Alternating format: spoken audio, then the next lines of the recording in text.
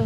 Saya berkeyakinan saya tidak bersalah, mau nyampe kapanpun, mau diusut sampai kapanpun, dimanapun, tetap nggak bakalan nemu bukti apapun tentang saya.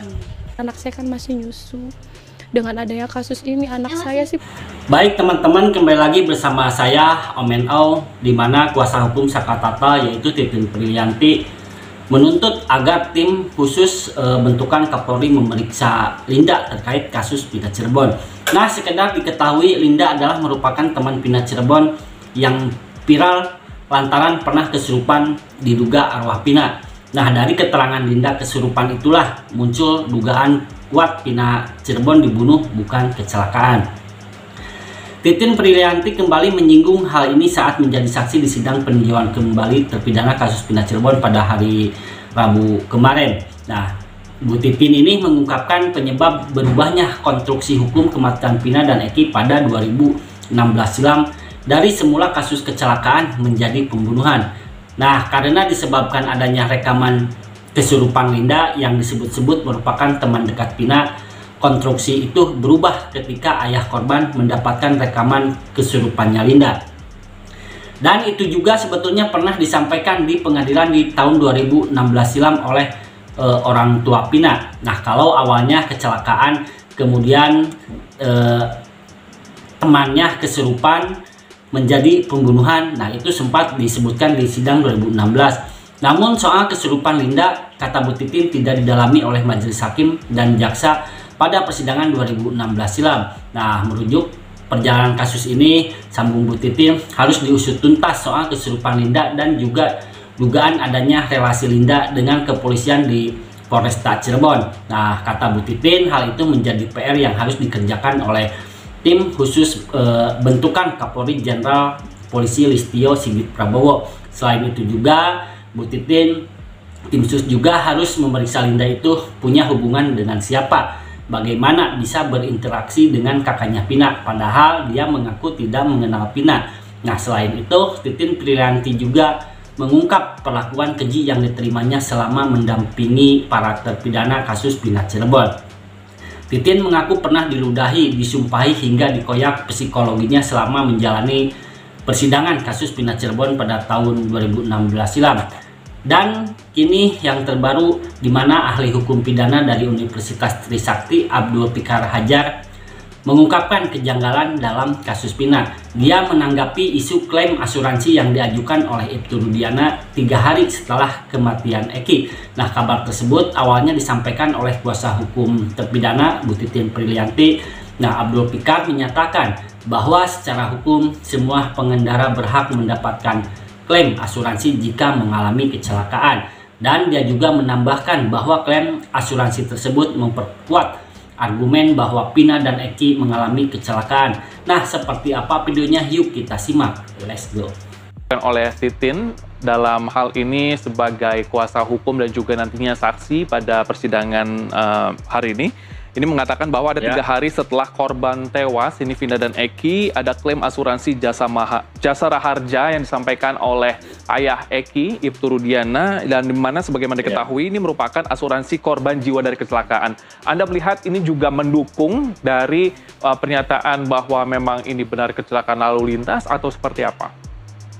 Ya, apa namanya,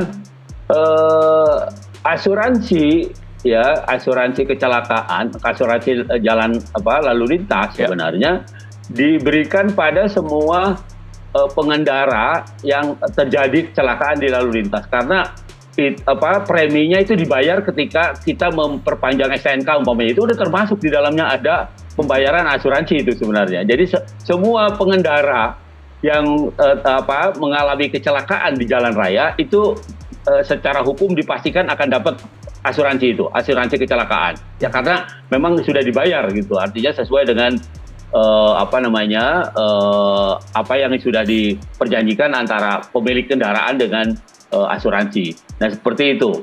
Nah, kalau ada klaim asuransi mengenai kecelakaan, maka menurut saya itu juga memperkuat argumen bahwa peristiwa itu kecelakaan gitu. Ya, peristiwa itu kecelakaan lalu lintas gitu. Bukannya apa namanya, pembunuhan atau penganiayaan atau apapun gitu. Tetapi jelas gitu. Itu menunjukkan bahwa memang itu kecelakaan, apalagi sampai cair ya. Artinya benar gitu bahwa ada, karena kan gini, begitu diajukan ke asuransi itu akan melihat tempat kejadian, melihat korban dan sebagainya, akan diperiksa itu secara seksama ya. Artinya apa? Artinya ada berita acara itu. Ya, ada berita acara bahwa asuransi pun menyaksikan bahwa itu adalah korban kecelakaan. Begitu, Mas. Kalau itu korban pembunuhan, asuransi nggak akan ikut campur. Ya, artinya dia akan bilang, oh ini bukan kecelakaan, ini pembunuhan umpamanya. Ini penganiayaan. Artinya dalam hal ini juga negara memberikan kepastian hukum bagi pengendara dalam hal ini kecelakaan lalu lintas, begitu Pak Fikar ya? Betul, betul. Jadi semua pengendara itu pasti dapat asuransi, begitu. Oke, ini kemudian di hari ini juga selain mendengarkan keterangan saksi dari Titin Prialianti, pada hari ini juga akan diajukan permohonan PK dari salah satu terpidana dari 7, yakni Sudirman. Dan pada hari ini tadi juga dikatakan bahwa keluarga Sudirman ini mengalami intimidasi dari pihak kepolisian sejak adanya dilakukan penangkapan Saka Peggy Setiawan ini pada bulan Mei kemarin. Anda melihat bahwa adanya tindakan yang dilakukan oleh penyidik ini seperti apa? Saya kira itu tindakan tidak terpuji ya. Artinya apalagi sampai melakukan penekanan atau pressure gitu terhadap pihak yang memang ingin memperjuangkan haknya gitu.